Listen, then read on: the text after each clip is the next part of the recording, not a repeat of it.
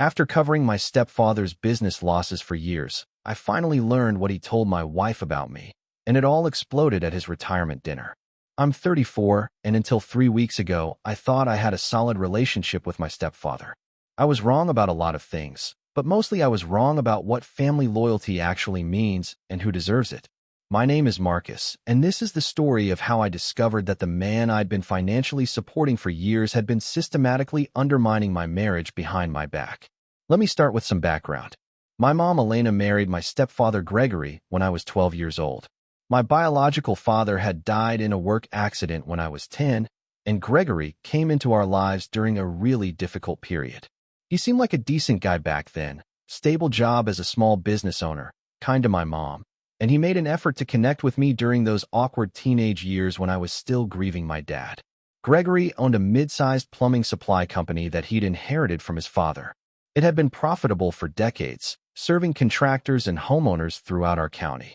He always talked about how proud he was to be continuing the family business and building something to pass down to future generations. I respected that kind of dedication, especially since I'd lost my own father so young. When I graduated high school, Gregory offered me a part-time job at his company while I went to community college for business management. I learned the industry from the ground up: inventory management, customer service, supplier relationships, basic accounting. Gregory was a good teacher when it came to the practical side of running a business, and I genuinely enjoyed the work. But even during those early years, I started noticing some concerning patterns in how Gregory managed money. He'd make large purchases without shopping around for better prices. He'd extend credit to customers who had poor payment histories. He'd invest in expensive equipment that the business didn't really need. When I'd suggest more cost-effective alternatives, he'd brush me off, saying I didn't understand the industry yet. After I finished my associate degree, I transitioned to working full-time for Gregory while taking evening classes to complete my bachelor's degree. I met my wife Amanda during my junior year, and we got married 2 years after I graduated. Amanda is a registered nurse who's always been incredibly supportive of my career goals and family relationships. Gregory seemed to like Amanda initially. He'd compliment her cooking at family dinners and ask about her work at the hospital.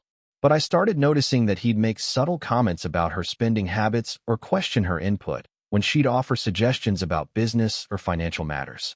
I figured it was just his old-school attitude about women in business, and I didn't think much of it at the time. The first time Gregory asked me for financial help was about 5 years ago. He explained that the business was going through a rough patch due to increased competition from big-box stores and online suppliers. He needed $15,000 to cover payroll and some overdue supplier payments. He promised it was a short-term loan that he'd pay back within 6 months once a few large contracts came through. I had been saving money for a down payment on a house for Amanda and me, but Gregory seemed genuinely stressed about the situation. He talked about how the business employed 8 people and their families would suffer if he had to close. He reminded me that he'd given me my start in the industry and helped pay for my education. Most importantly, he said he didn't want to worry my mom about the financial problems. Amanda was hesitant about lending the money, but she agreed that we couldn't let family lose their business if we had the means to help. We transferred the $15,000 to Gregory's business account, and he was incredibly grateful. He promised to keep detailed records and pay us back as soon as the business recovered. 6 months passed, then a year, and Gregory never mentioned repaying the loan. When I finally brought it up, he got defensive and said the business was still struggling. He showed me some financial documents that indicated ongoing cash flow problems, though I noticed the numbers didn't quite add up. But I didn't want to seem like I was questioning his honesty, so I let it slide. The pattern repeated itself regularly over the next few years. Gregory would come to me with urgent financial crises that required immediate cash infusions to keep the business afloat. Sometimes it was equipment failures, sometimes it was customers who defaulted on payments, sometimes it was unexpected tax bills or regulatory compliance costs. Each time, he'd promised the loan would be temporary and he'd pay us back once things stabilized. Amanda grew increasingly uncomfortable with the ongoing loans, especially as we postponed major life decisions like buying a house or starting a family, because our savings kept getting depleted. But Gregory always had reasonable explanations for the business problems, and he'd get emotional about potentially having to lay off employees or disappoint my mother if the company failed. By last year, I calculated that we'd lent Gregory's business over $78,000 across multiple transactions. We'd never received a single repayment, despite Gregory's repeated promises and assurances that the money was just temporarily helping the business through difficult periods. Our own financial goals had been completely derailed by Gregory's constant need for cash. The most frustrating part was that Gregory's lifestyle didn't seem to reflect someone who was struggling financially. He and my mom took regular vacations, he drove a new truck every few years, and they'd recently renovated their kitchen. When I'd ask about these expenses, Gregory would explain that he needed to maintain appearances for business purposes or that the money came from my mom's separate retirement savings. Last month, Gregory announced that he'd decided to retire and sell the business. He said he'd found a buyer who was offering a fair price, and he was ready to enjoy his golden years without the stress of business ownership. He seemed excited about the prospect of traveling with my mom and spending more time with family. I was happy for Gregory's retirement, but I also saw it as an opportunity to finally get repaid for all the money we'd lent over the years. When I mentioned this to Gregory, he looked confused for a moment before saying he'd need to review his records to see what outstanding obligations the business had. He promised we'd sit down after the sale was finalized to work out a repayment plan. Something about his response felt off, but I convinced myself that Gregory was just overwhelmed with the details of selling the business. Amanda was less optimistic, and she started asking pointed questions about whether we'd ever see our money again. I assured her that Gregory was family and would never cheat us out of money we'd lent in good faith to help him. I was about to learn just how wrong I was about Gregory's character, and the truth was going to come out in the most humiliating way possible. The retirement dinner was scheduled for a Saturday night at the nicest restaurant in town. Gregory had insisted on making it a big celebration, inviting extended family, longtime business associates, and employees. He'd spent weeks planning the event and talking about how much it meant to him to celebrate this milestone with everyone who'd supported him over the years. Amanda and I arrived early to help with setup and greet guests as they arrived. I was genuinely happy for Gregory and looking forward to celebrating his successful career. I'd prepared a short speech about how much he'd taught me about business and family values, planning to present it as a tribute to his mentorship and guidance over the years. As guests filtered in, I noticed several of Gregory's longtime business associates and competitors. These were people I'd known for years through industry events and social gatherings. Most seemed genuinely excited to celebrate Gregory's retirement, though a few made comments about being surprised that he was finally stepping back from the business. During the cocktail hour, I was chatting with Frank Rodriguez, who owned a competing plumbing supply company across town.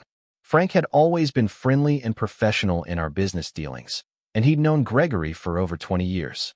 He pulled me aside with a concerned expression and asked if we could talk privately. Frank told me something that made my stomach drop. He said that Gregory had been telling people in the industry for years that I was irresponsible with money and couldn't be trusted with business decisions. According to Frank, Gregory had been portraying me as someone who was constantly asking for handouts and making poor financial choices that he had to constantly bail me out of. I was stunned. Frank explained that Gregory would tell stories at industry events about how I'd gotten in over my head with credit cards and had to move back in with my parents. He'd claimed that I was unreliable as an employee and that he kept me around only because I was family. Most damaging of all, Gregory had been telling people that Amanda was the one pushing me to ask for money because she had expensive tastes and couldn't live within our means. Frank seemed uncomfortable sharing this information, but he said he felt I deserved to know what was being said about me behind my back. He mentioned that several other business owners had heard similar stories from Gregory over the years, and that it had affected how some people in the industry viewed me professionally. I felt humiliated and confused. Everything Frank was describing was the complete opposite of the truth. I was the one who had been lending money to Gregory, not the other way around. Amanda was the one who had been trying to convince me to stop enabling Gregory's financial irresponsibility. Gregory had been systematically lying about our entire relationship to make himself look like the generous stepfather dealing with a problematic stepson. I excused myself from the conversation and went to find Amanda. When I told her what Frank had shared, her face went white. She said that suddenly a lot of things made sense. Why some of my mom's friends had been cold to her at social events. Why certain business contacts had seemed hesitant to work with me. Why Gregory's employees sometimes acted uncomfortable around us. Amanda revealed something that made the situation even worse. She told me that Gregory had been calling her regularly over the past 2 years, ostensibly to check in and maintain their relationship. During these conversations, he'd been subtly questioning her about our finances and suggesting that I was hiding debt problems from her. He'd positioned himself as the concerned stepfather looking out for her interests. Gregory had told Amanda that he was worried I was developing a gambling problem because I kept asking him for money. He'd suggested that she should monitor our bank accounts more closely and consider separating her finances from mine to protect herself. He'd even recommended specific lawyers who could help her if she ever needed to file for divorce due to financial abuse. Amanda had never mentioned these conversations to me because Gregory had framed them as confidential discussions between family members who cared about my well-being. He'd convinced her that telling me about his concerns would only make me angry and defensive, potentially pushing me further into whatever financial problems he was claiming I had. As Amanda explained Gregory's manipulation tactics, I realized the full scope of what he'd been doing. He wasn't just stealing our money and lying about it to the community. He was actively working to destroy my marriage by turning my wife against me. He'd been playing a long-term game to isolate me and make Amanda doubt my honesty and reliability. The most insidious part was how he'd positioned himself as the voice of reason and concern. To Amanda, he appeared to be the caring stepfather trying to protect her from a husband with secret financial problems. To business associates, he appeared to be the patient family man dealing with an irresponsible stepson. In both cases, he was the hero of the story and I was the problem that needed to be managed. I felt rage building as I understood how thoroughly Gregory had betrayed not just my trust, but my marriage and my professional reputation. He'd taken our money while simultaneously working to convince my wife that I was financially irresponsible. He'd borrowed from us repeatedly while telling the business community that I was the one who couldn't manage money. Amanda was furious too, but her anger was mixed with guilt. She felt terrible for not telling me about Gregory's calls and for allowing his manipulation to create doubt in her mind about our relationship. She said that while she'd never fully believed his stories, they had planted seeds of uncertainty that affected how she viewed some of our financial decisions. We stood in that restaurant surrounded by people celebrating Gregory's successful career, and I realized that everything I thought I knew about my relationship with my stepfather was a lie. He hadn't been the generous family man helping us through tough times. He'd been a con artist systematically destroying our lives while stealing our money to fund his comfortable retirement. But I wasn't going to let him get away with it. Not anymore. I looked around that room full of people who respected Gregory and had heard his lies about me for years, and I decided it was time for everyone to hear the truth. The evening was about to take a very different turn than Gregory had planned. Dinner was served around 7 o'clock, and Gregory had scheduled speeches to begin during dessert. I watched him throughout the meal, seeing him with completely new eyes. He was charming and gracious with the guests, telling stories about his business successes and accepting congratulations on his retirement. Every smile felt like a mask hiding the manipulator underneath. Amanda and I barely touched our food. We were both processing the magnitude of Gregory's deception and trying to figure out how to respond. Part of me wanted to confront him immediately, but Amanda suggested we wait until we could speak privately. She was worried about causing a scene in front of my mother and the other guests. But as I watched Gregory hold court at the head table, basking in the admiration of people who believed his lies about me, I realized that a private confrontation wouldn't accomplish what needed to happen. Gregory had spent years publicly damaging my reputation while privately stealing from me. The only way to set the record straight was to expose him in front of the same people he'd been lying to. When Gregory stood up to give his retirement speech, I knew it was time. He thanked everyone for coming and talked about how blessed he'd been to work in an industry with such honest, hardworking people. He spoke about the importance of family and how proud he was to pass on the values of integrity and responsibility to the next generation. As he talked about family values, I caught Amanda's eye.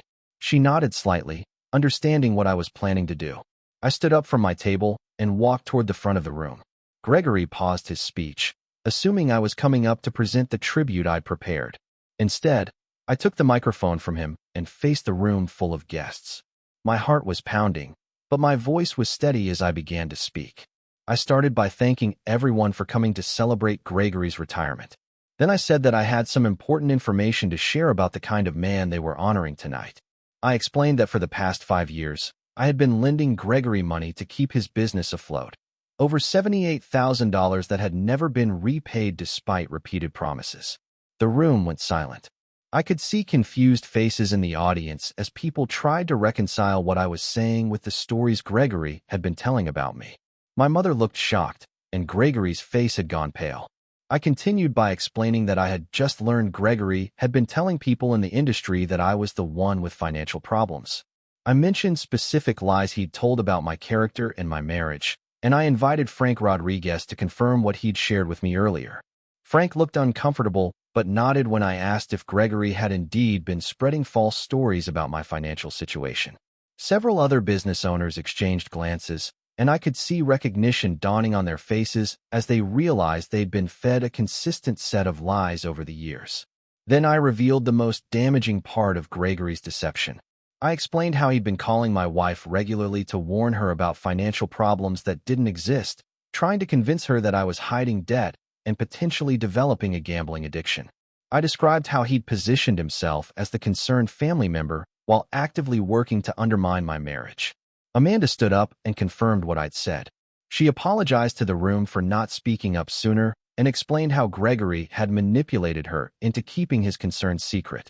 Her voice was shaking, but she clearly stated that everything Gregory had told her about my financial behavior had been false.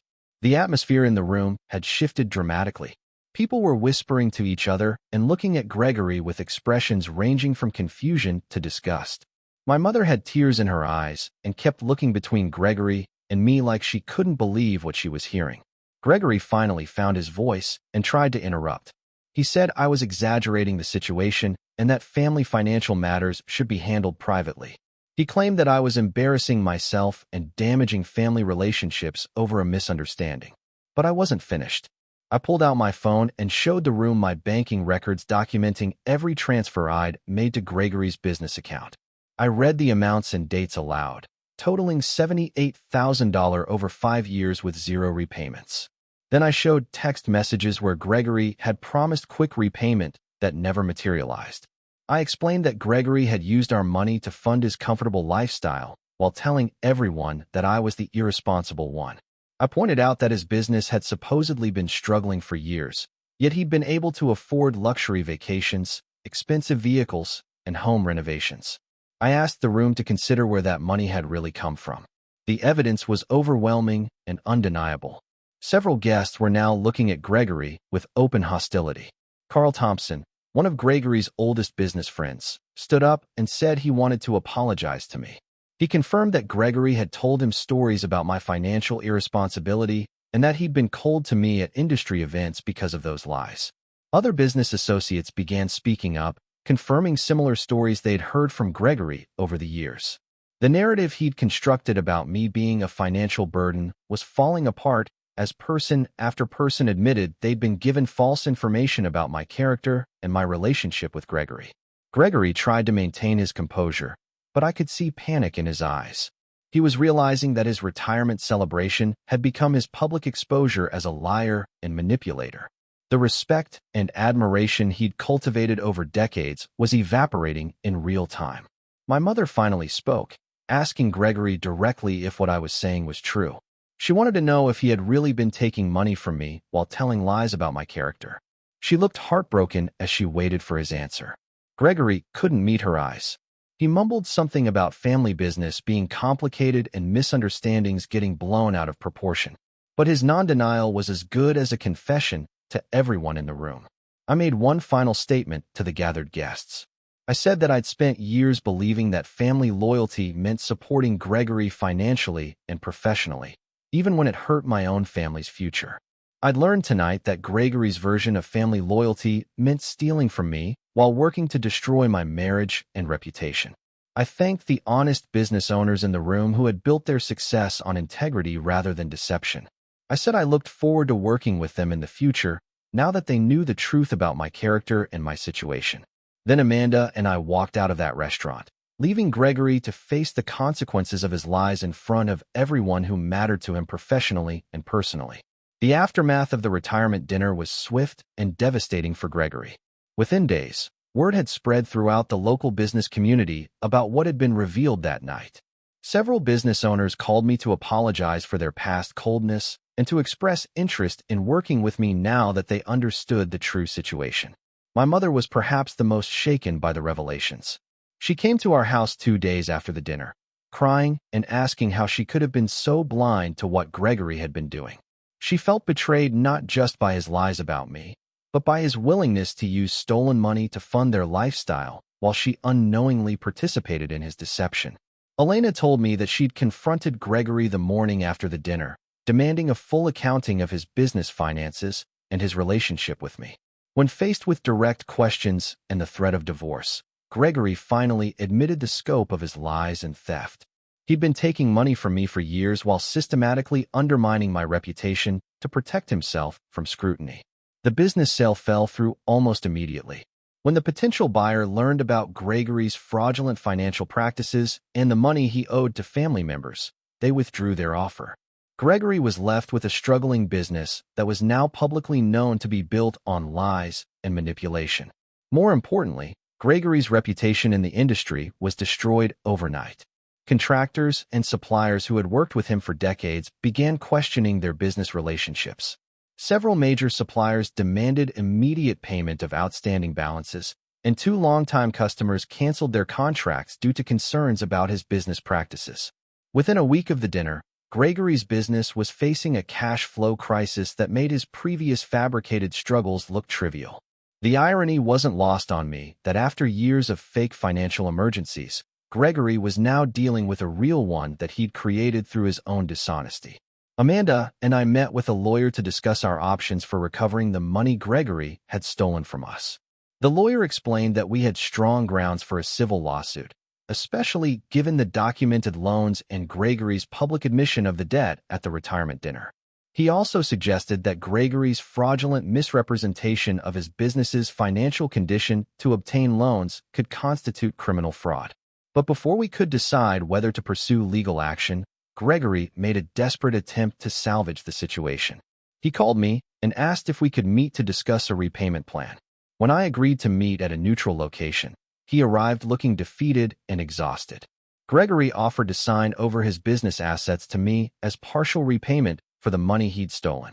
He said the business was worth more than what he owed me, and that I could either operate it myself or sell it to recover my losses. He also promised to mortgage his house to pay back any remaining balance. I was tempted to accept his offer just to get our money back, but Amanda pointed out that taking over Gregory's business would tie us to his reputation and his past lies. We'd be inheriting his damaged relationships with suppliers and customers, along with whatever other financial problems he'd been hiding. Instead, we decided to pursue full legal action. The lawsuit was straightforward given the evidence we had, and Gregory's lawyer quickly advised him to settle rather than face a public trial that would further destroy his reputation. Within 2 months, we'd recovered our full $78,000 plus interest and legal fees. But the financial recovery was just part of what we gained from exposing Gregory's deception. My professional reputation was restored as business owners realized they'd been judging me based on lies. Several new opportunities opened up as people who had avoided working with me began reaching out with projects and partnerships. Amanda and I also grew closer through the experience. She felt terrible about doubting me based on Gregory's manipulation, but I assured her that his deception had been sophisticated and designed specifically to create those doubts.